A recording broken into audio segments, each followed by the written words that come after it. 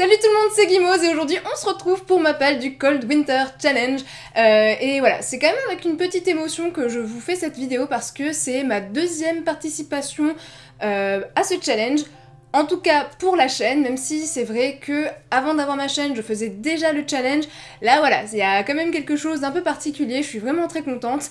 Et on va arrêter de blablater, je vais commencer tout de suite. Comme d'habitude je vous mettrai toutes les informations importantes en barre d'infos, mais il faut savoir que cette année Margot nous a concocté 4 menus qui vous permettra, j'en suis sûre, de vous y retrouver. Le premier menu s'appelle Magie de Noël et comme son titre l'indique, il suffit tout simplement de lire un livre ou plusieurs, c'est comme vous le souhaitez, en rapport avec Noël. Le second menu, Flocon Magique, est consacré à la fantaisie, au fantastique. Là, peu importe que ça se passe à Noël ou pas, faites-vous plaisir au niveau de la fantaisie. Le troisième menu s'appelle Marcher dans la neige et là pour le coup ce sera vraiment axé sur la littérature, du nature writing et pour vous donner un petit peu une idée, Into the Wild c'est du nature writing.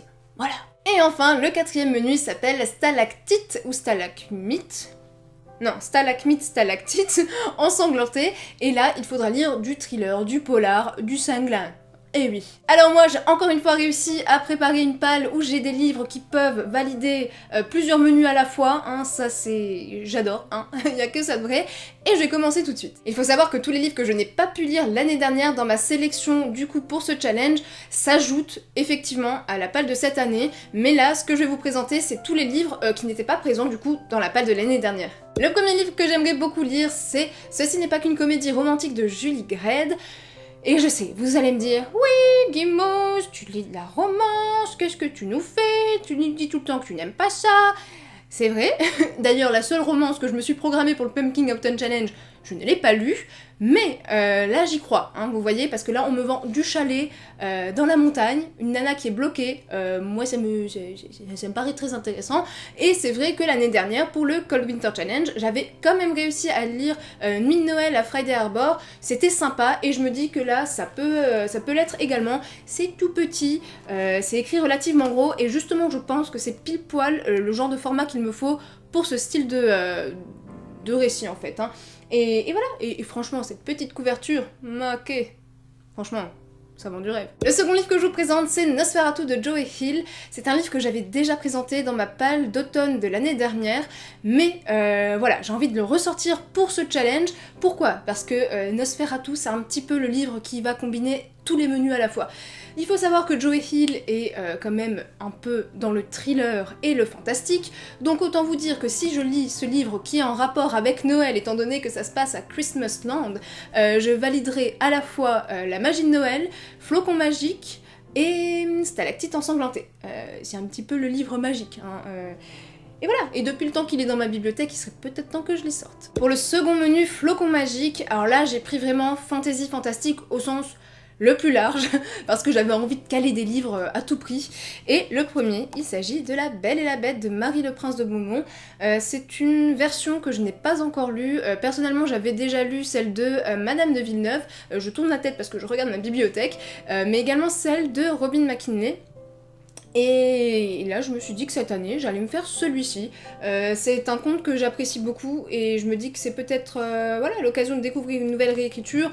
Voilà, j'aime bien lire des contes pour Noël, des contes ou des réécritures de contes et je crois que j'ai pas besoin de me justifier plus. Le second livre que j'ai très envie de lire c'est Hiver, qui est du coup le second tome d'une saison chez les sorcières. Alors à l'heure actuelle, au moment où je vous filme cette vidéo, je n'ai pas encore lu le premier tome qui s'appelle Automne, mais je vais le faire, étant donné qu'on est encore au mois de novembre, j'espère le commencer et le terminer avant le 1er décembre, comme ça je pourrais enchaîner avec ce second tome. Voilà, moi ça a été tout de suite un coup de cœur quand j'ai vu les illustrations, j'ai sauté dessus. Alors en plus de ça, là j'ai pu me prendre la seconde édition du premier tome, donc Automne, avec des suppléments d'illustrations et de contenu, il me semble, au niveau du texte, donc je suis ravie et j'ai très hâte de pouvoir vous en reparler. Le troisième livre que je vous présente c'est Le Petit Loup Rouge, et là, comment vous dire que lorsque Margot elle a dit le mot réécriture de conte, elle l'a dit très vite, mais je l'ai entendu, je me suis dit que voilà, hein, Le Petit Loup Rouge c'est une réécriture du Petit Chaperon Rouge, et je vous mettrai des inserts pour vous montrer le style d'illustration, mais moi je suis littéralement fan, hein. Moi je trouve ça absolument mignon, beau, et et j'ai vraiment super hâte. Voilà, je crois qu'il n'y a pas grand chose de plus à dire, je vous en reparlerai de toute façon, ça c'est sûr, c'est certain que je le lirai. Le quatrième livre que je vous présente, c'est Le Prince de l'Hiver, qui est une BD, une très vieille BD que j'ai trouvée d'occasion du coup, et comme son nom l'indique, ça se passe en hiver. Enfin j'imagine, il n'y a pas de résumé, je ne sais pas du tout de quoi ça parle, mais j'ai la vague impression que c'est de la fantasy, ou du moins du fantastique, parce que dès la première illustration, on voit, hop, une locomotive qui vole toute seule dans les airs, donc à mon avis ce sera ça quoi. Et voilà, je me suis pas amusée à aller lire des résumés sur le net parce que je sais pas si vous allez pouvoir le voir, mais c'est vrai que y a pas énormément de texte en fait. C'est tout de suite une grosse illustration et une petite partie de texte. Et je me dis que ça c'est vraiment typiquement le genre de BD que tu lis une après-midi, un dimanche, quand il fait bien froid dehors. Et ça se lit très vite. Donc voilà, pas besoin de me spoiler en lisant des résumés. De toute façon, je vous en reparlerai parce que, encore une fois, ce genre de format, je suis sûre de le lire. On passe maintenant au troisième menu qui est Marcher dans la neige, et le premier livre que j'aimerais beaucoup lire, c'est L'archipel d'une autre vie. Alors là, il me semble que c'est également un thriller, donc si je le lis, ça pourra certainement valider le quatrième menu, donc Stalactite ensanglantée. Mais voilà, j'ai pas énormément de souvenirs du résumé, du moins. La seule chose qui m'avait beaucoup marqué, c'était les mots Russie, neige, taïga. Et je pense que le personnage principal va passer beaucoup de temps dans la neige. Voilà, c'était les éditions du Point qui me l'avaient proposé et le résumé m'avait complètement captivée. Et je m'étais précisément dit que si j'acceptais ce livre, ce serait clairement pour le Cold Winter Challenge. Et là, du coup, je vais vous lire le résumé. Aux confins de l'extrême-orient russe, dans le souffle du Pacifique, s'étendent des terres qui paraissent échapper à l'histoire. Qui est donc ce criminel aux multiples visages que Pavel Kardzev et ses compagnons doivent capturer à travers l'immensité de la taïga? Lorsque Pavel connaîtra la véritable identité du fugitif, sa vie en sera bouleversée. Voilà, donc ça a l'air vraiment très très cool, et encore une fois, le livre n'est pas très gros, donc du coup, c'est plutôt une bonne chose, parce que finalement, le challenge dure seulement 2 mois, et 2 mois, ça passe très vite, et moi, je suis un peu la spécialiste de... Je me fais une palle de 40 livres, et j'en lis 5, hein, n'est-ce pas? Donc, déjà, à la base, je voulais être raisonnable, hein, je voulais juste prendre 5-6 livres. Bon, c'est raté à ce niveau-là, mais vous me connaissez, je me fous pas la pression. Si j'en lis que 3, j'en lirai que 3. J'aime bien avoir une palle quand même assez étendue pour pouvoir suivre mes envies sur le moment. Le deuxième livre que j'aimerais beaucoup lire, c'est Fox Garden. Et là, j'ai vraiment joué sur le côté... Il faut que quelqu'un marche dans la neige, ce renard a l'air de marcher dans la neige. Donc ça colle, parce qu'en réalité je ne sais pas vraiment de quoi ça va parler, c'est il me semble une BD muette, c'est-à-dire qu'il n'y a pas de texte ou de dialogue ou ce genre de choses, et j'ai l'impression qu'il va passer pas mal de temps à marcher dans la neige, donc je me suis dit, sur un malentendu ça peut peut-être passer, dans le pire des cas ce sera une lecture complémentaire, on est quand même dans la neige et dans le froid, et le Cold Winter Challenge c'est un petit peu l'hiver froid. Ça colle. On passe enfin au dernier menu qui s'appelle Stalactite ensanglantée, et là je vais lire qu'un seul livre, en réalité une duologie, il s'agit de Vongo Zero. Là c'est le second tome que j'ai en ma possession qui s'appelle Le Lac. Je pense que je vous l'avais déjà expliqué, mais effectivement j'avais craqué sur la couverture avec toute cette glace et cette neige et cette magnifique typo, mais c'est un tome 2, donc il va falloir que je lise le premier pour comprendre celui-ci.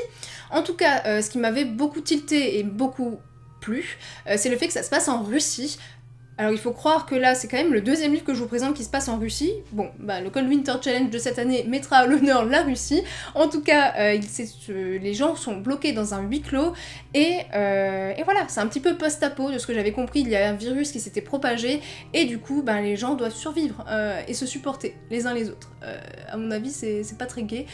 Quoi qu'il arrive, j'ai très hâte. Alors là, pour le coup, Yana Wagner, j'ai très envie de la découvrir dans cette duologie et je vous en reparlerai pour sûr. Mais je vais quand même vous lire le résumé du premier tome. Anna vit avec son mari et son fils dans une belle maison près de Moscou. Un virus inconnu a commencé à décimer la population. Dans la capitale en quarantaine, la plupart des habitants sont morts et les survivants, porteurs de la maladie ou pillards, risquent de déferler à tout instant. Anna et les siens décident de s'enfuir vers le nord pour atteindre un refuge de chasse sur un lac à la frontière finlandaise, Vongo Zero. Bientôt vont s'agréger à leur petit groupe des voisins, un couple d'amis, l'ex-femme de Sergueï, un médecin. Le voyage sera long, le froid glacial, chaque village traversé source d'angoisse. l'approvisionnement en carburant, une préoccupation constante. Voilà, cette vidéo est terminée. Alors là, je me répète, mais les livres que j'ai sélectionnés s'ajoutent à la pile de livres que je n'ai pas réussi à lire l'année dernière pour le Cold Winter Challenge. Quoi qu'il arrive, pas d'inquiétude. Sur Livre Addict, je mettrai toute ma sélection, donc vous pourrez voir tout ça. Je mettrai également le lien en barre d'infos. Mais je sais pas, enfin je pense que ça a été assez évident, je vais participer aux 4 menus parce que il n'y a pas d'explication logique à ça, le Cold Winter Challenge, je le vis à fond. Et voilà, maintenant c'est à vous de me dire qu'est-ce que vous avez choisi comme livre pour ce challenge. Et sur ce, je vous souhaite de faire de très belles lectures, je vous fais plein de gros bisous et à plus, ciao.